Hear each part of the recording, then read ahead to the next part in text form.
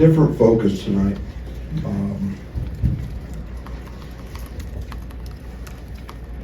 I think you guys found out the other day I wasn't very happy. Just in our pregame conversations, and I've spent 2 days just trying to reconnect this team in terms of what we do on the defensive side and how we go about it, and having a little emphasis on that. And it's amazing how offense becomes easier when you don't worry about it. And I thought tonight was a great example of that. I thought I didn't know Terrence had 31 until post game.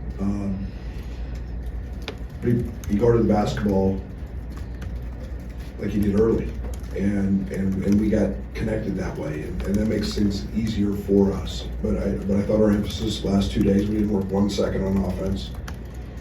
We knew they were going to play a little zone. We worked on that today in shoot around. But it's all been about the defensive side and just getting back to guarding.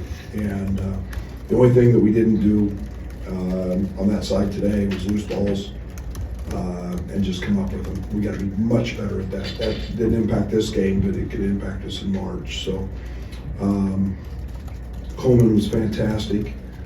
I thought he set the tone when they went to zone, getting the ball in the middle to him, and he just sprays it. And the last thing he does is look to score, but he throws that thing out and gets TJ a couple wide open threes.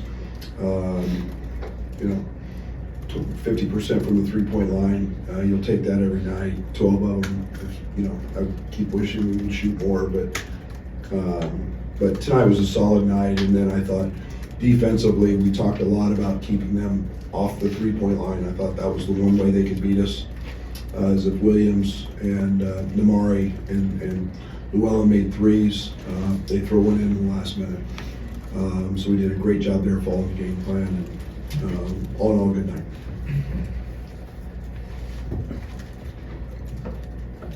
Brad, what do you think, or what encouraged you most about the defense? Coleman said being more aggressive, pressing those guys a little bit. Maybe you like that a little bit. What did you like? We guarded the ball.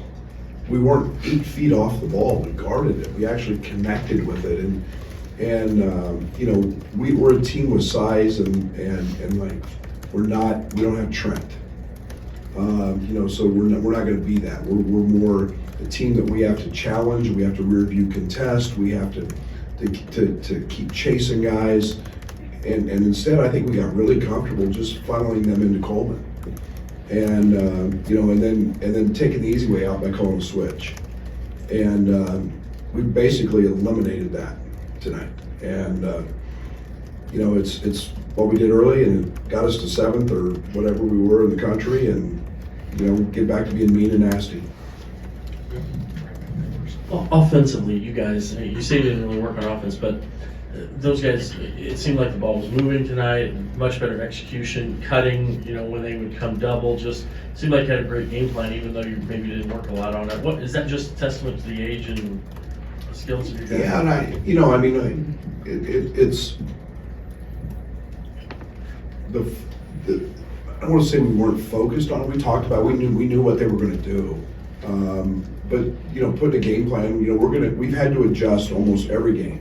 So it's been running your base stuff, because teams have cross-matched us, teams have done this or that, and we've had to counter that. Michigan State game, we posted Coleman a ton against the guard. So we've had to adjust some things. So it's been more on the fly, making some adjustments.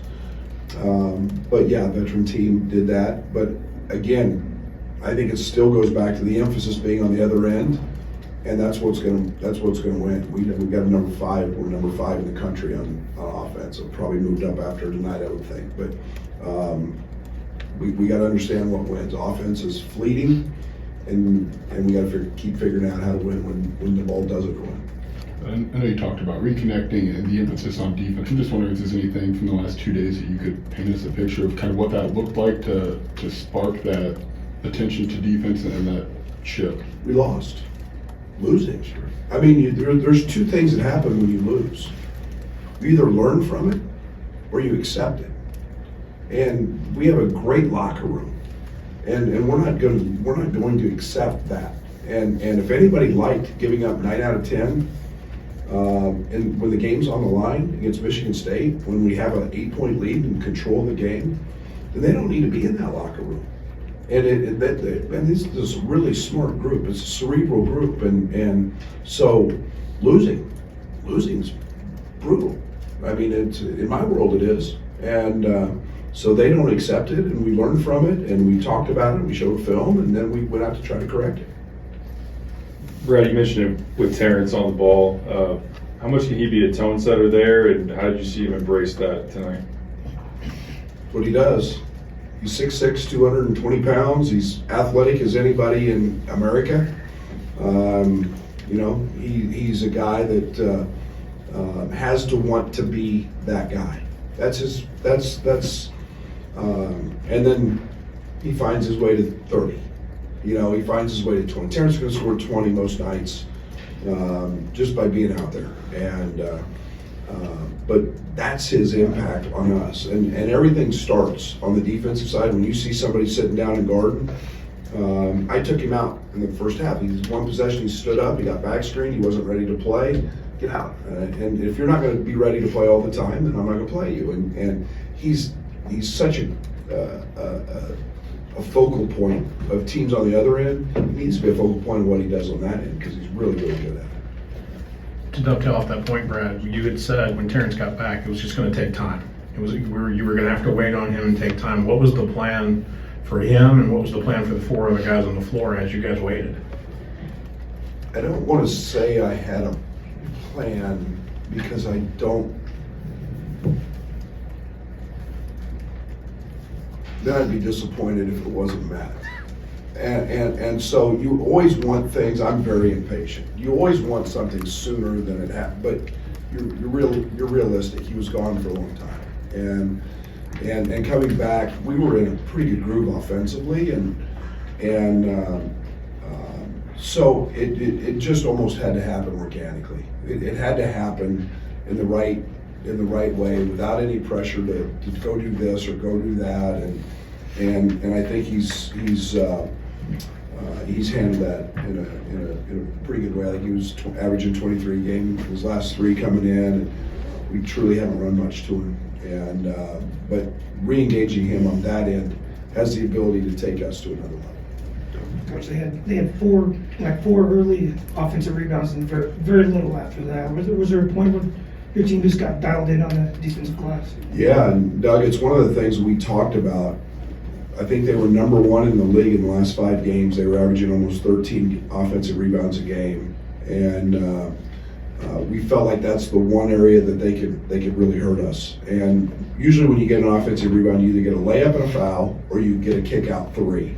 And I was petrified of the 3s. And again, we fumbled a couple balls that we should have had, but we I don't know what the margin is, 10, 9, but and I think that's one of the things that I felt pretty good about because they're big and they're physical. I guess as a coach to have a guy like Terrence that can score 20 or 30 and you don't have to just run set after set to do that. I guess what's the comfort or the advantage or just I'm not sure how to phrase that, but just to know you've got that in your back pocket. Well, I think when he starts shooting the 3 like he's shooting the 3, then he becomes a really, really hard guard. And again, Ty, Coleman, Marcus are all really good playmakers. It's what he does on the defensive end triggers what he does on the offensive end. He gets out in transition. If I could ever get him to be a 6-7 defensive rebound a game guy, he'd get another 4 or 6 points. He scored 4 or 6 the other night at Michigan State on the offensive glass. If I could ever get him consistently to go to the offensive glass, he'd find another 4 or 6 points there. He just knows how to find baskets. And he doesn't need a lot of help doing that. And getting to the free throw line and all those things factor in. But yeah, he finds points in a lot of different ways, and his teammates find him because they're all playmakers. Coach, to kind of piggyback on that 50% three-point shooting tonight, how much of a relief is it for you to kind of see those shots fall in, especially with the recent struggles here at home? You guys make that up, not me. I mean, I relied so little on offense, and you guys think I'm nuts. I know, because it's so fleeting, and it can come and it can go. And is it great to have one of those nights? We've had a few. Is it something I worry about? Most of the time, I just want them to keep shooting them and shoot more of them. So I don't really concern myself with it. When we're taking good shots and the right shots, I'm all in, because really good shots are hard to find. Brad Wilkes usually one of the first ones off the bench. What was the reason behind him kind of coming in late? Nothing, just kind of a, Luke's a tremendous shooter. He's fighting, he's competing, and just kind of stayed with the little group a little longer, and that was kind of what the game needed on the defensive side. So he'll be fine. Last one, Scott. The last 3 games now, Coleman's got 17 assists. I mean, has there just been, the opportunity's got to be there, but has there been, have you seen something from him where he's facilitating at a higher level like that? Yeah, other than his no-look pass against Michigan State, he's just made. He tried to throw a back cut. He's made really smart plays and simple plays, and obviously somebody's got to finish him. But the game's really slow for Coleman. Mentally, he just sees it, he understands it. He's never sped up, and then playing in space has been great for him, because he's shooting the cover off of it. So teams are all, they were barking all night, shooter, shooter, shooter every time he touched it. And he's pretty gifted that way.